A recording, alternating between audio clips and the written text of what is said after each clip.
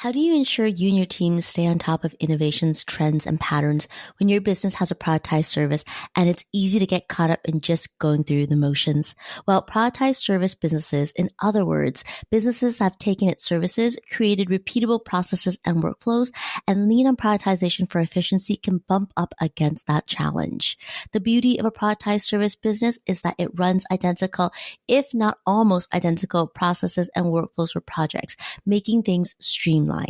But streamlined doesn't mean getting so comfortable with your current practices that you resist change and risk stagnation. That's why having a post-project debrief is powerful, and making the post-project debrief a system leads to highly effective and innovative teams. The most important systems aren't just about doing the work, it's about empowering your team to be problem solvers and to make continuous improvements. Today, we'll dive into the project debriefing system that helps make better teams. Tune in.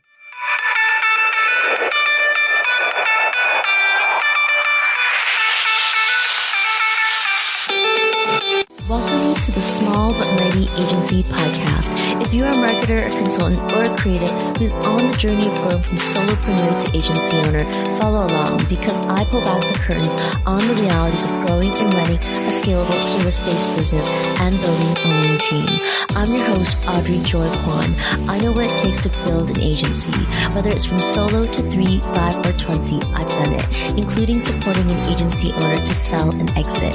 I've coached and consulted over 120 marketers, creatives, and consultants, and I've been behind the scenes of 7-figure businesses. I also have a master's degree in communications, specializing in organizational development.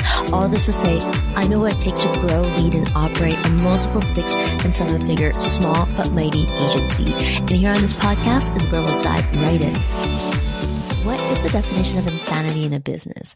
It's doing the same things over and over again and expecting a different result. As a business owner, I'm looking at myself here. I've done it without seeing it. I get to the end of a major project and I want to go forward fast and jump to another project or do something else. Now, if the project succeeds, I want to move fast and implement again. But if the project misses the mark, I want to jump to a different strategy. Moving fast has its benefits. It means action taking. But moving fast can also lead to missing out on details that could have helped me work smarter, not harder. One of the systems that can help you and your team make better future decisions is a post-project debrief. A post-project debrief looks at the successes, challenges, and issues of the project, regardless of whether the project hits the goals or not.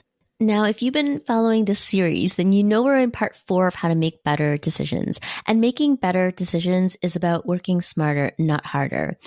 It wouldn't be complete without sharing the one thing that gets overlooked or doesn't get enough attention, and that's the post-project debrief. In part 1, I shared a 12-step framework that I use to support 7-figure agencies to make better decisions. In part 2, I uncovered the top 5 hidden biases that sabotage the decision-making process of agency owners I work with. Then in part 3, we looked at implementation and the 4 habits for thriving when motivation disappears. I'll link those episodes in the show notes. Another step for making a better decision is the post-project debrief.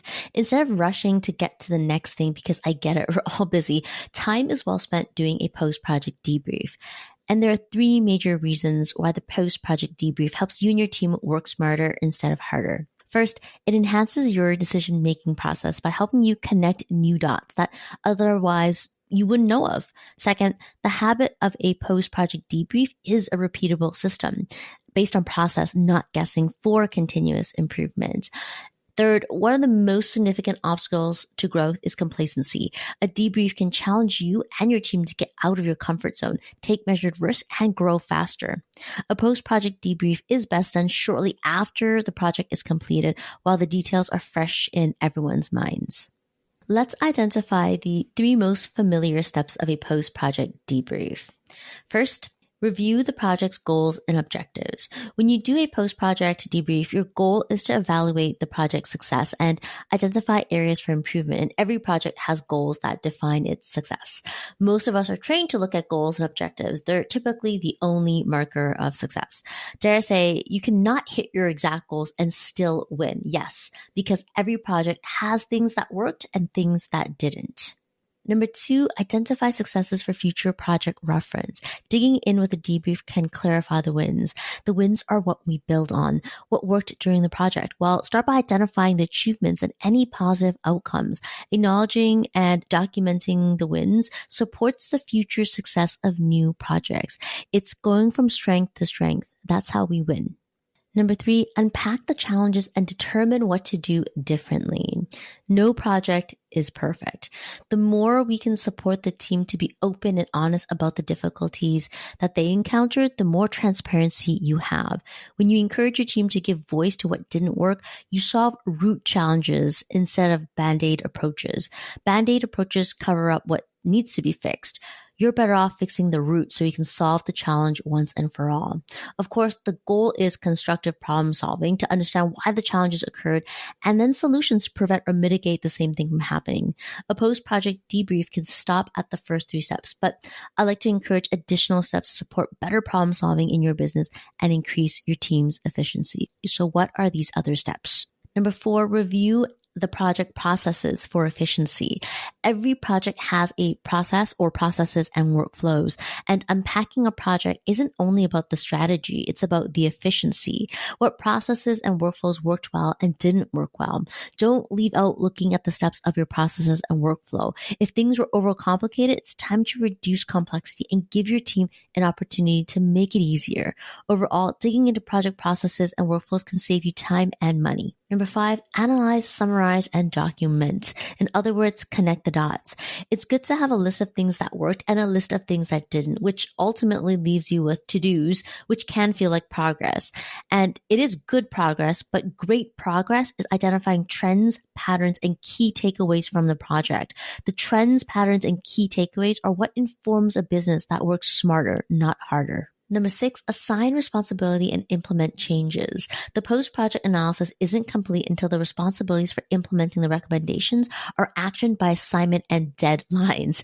It may be the following quarter or even next year when you're running the project again, but to ensure that the changes are integrated into future projects or processes, do what can be done now. Don't wait for the next time. And number 7, review lessons learned. What does that mean? It means close the loop and communication is key.